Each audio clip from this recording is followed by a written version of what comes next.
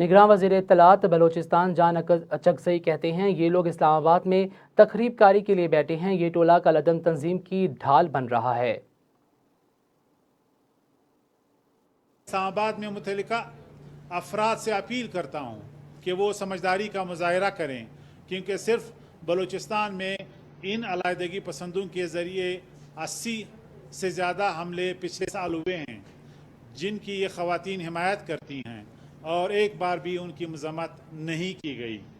مذموم مقاصد کے لیے اسلام آباد کو مسکن بنانے والے یہ افراد کسی اور ملک میں وطن کے خلاف باتیں کر کے اس طرح نہیں بیٹھ سکتے تھے۔